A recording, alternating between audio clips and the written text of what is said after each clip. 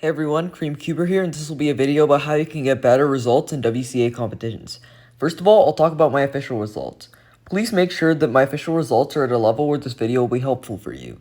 I have 4 podiums including a win, and these podiums are all from different events.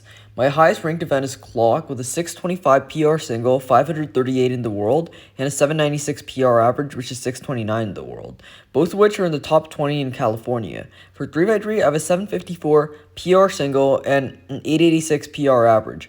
Looking at my official 3x3 average, you would probably expect me to be at least sub 10 on 3x3, but in reality, I average mid 11 seconds. I know it might sound crazy that my official average is nearly 3 seconds faster than my global average, but I believe this is because in general I am pretty good at controlling my comp nerves, and for almost every event, have better competition results than home results. I want this video to help cubers who are struggling with controlling nerves in comp and consistently getting results in comp much slower than the results at home. I have 3 tips to hopefully improve your competition results. I cannot guarantee that these tips will help you, but if you're demotivated by terrible competition results, why not try them out? My number 1 most important tip is to practice at home the same way that you would practice in competition. Listening to music during a competition is illegal, so why are you doing it at home? Also, make sure to practice on StackMat instead of keyboard or phone timer, as you will be much more used to what you are using in comp. Also, if you're in a region that maybe uses like G5 timers, but you only have a G4 timer, then I would suggest getting a G5 timer, although this is a bit hypocritical of me as my region does use G5 timers, but I only have a G4, but I am getting a G5 soon, so yeah.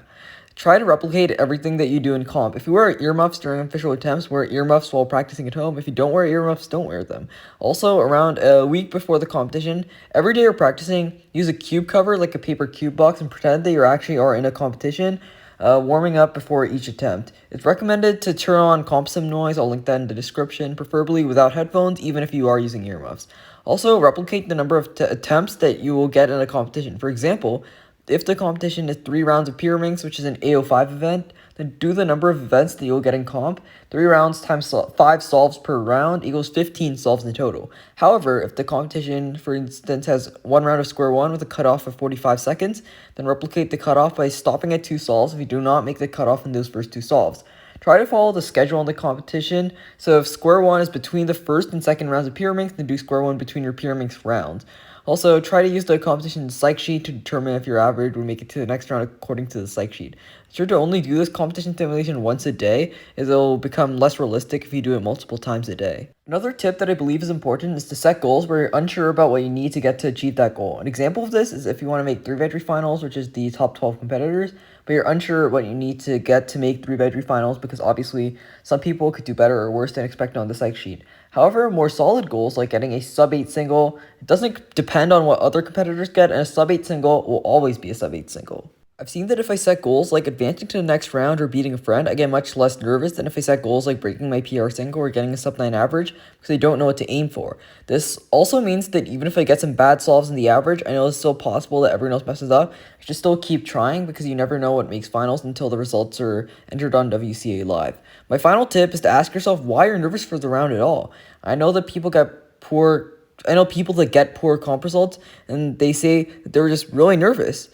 But why? Of course, we all get nervous if there's a really easy scramble or if we have a shot in getting our first podium or something like that.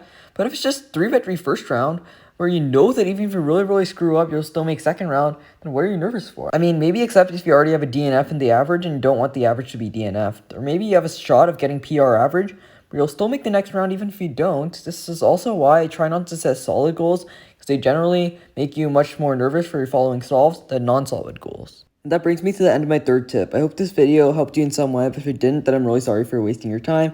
If you have any other tips for controlling nerves, be sure to leave them down in the comments. And if the video was helpful, be sure to like the video and subscribe to my channel.